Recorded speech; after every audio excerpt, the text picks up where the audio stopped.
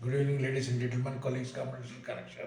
I'll be reading a status update of Dr. Fayol Lat, who is PhD in history, as well as she's an expertise in as political post-colonial studies, scholarly research, etc.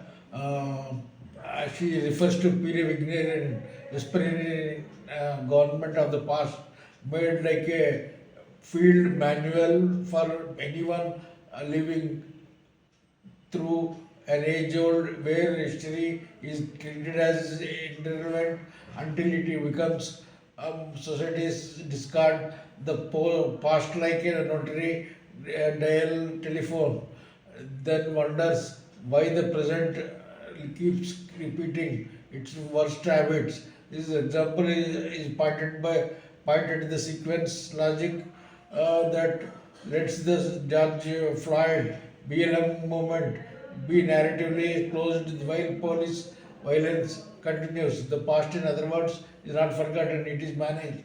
When I found most clarifying is his diagnosis of historical narcissism. Societies do not primarily seek truthful knowledge of their past. They seek a flattening origin story that establishes imaginary identity and the social order built on it.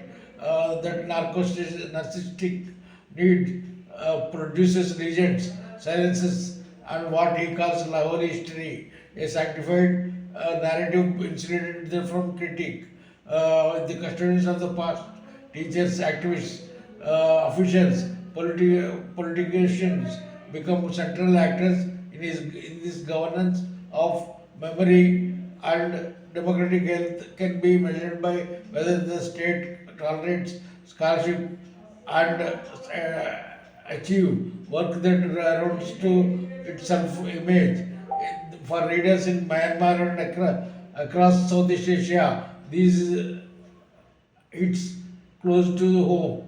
We know how rapid, quickly state categories, school curricula, monuments, and official commemorations harden into common sense, and how dissenting archives or monument mysteries are treated as threats rather than resources.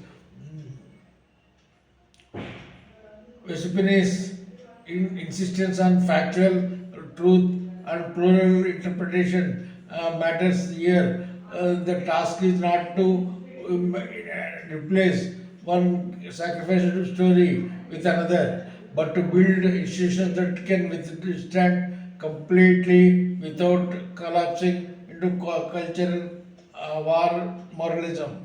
I don't agree with any adjudicate he offers in the monuments debate, but that may be part of the point.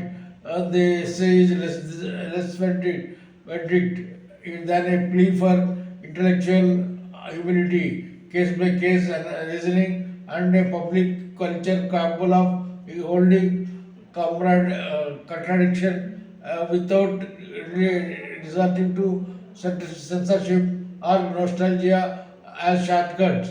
Curious how others and they made this. Others read this. What it would mean practically for our universities, archive and public history spaces in Southeast Asia to resist holy history without drifting into performative outrage. Government of the past, 12 thesis. There is a link. I will be sharing it through social media. I will be sharing the video also through social media. Thank you.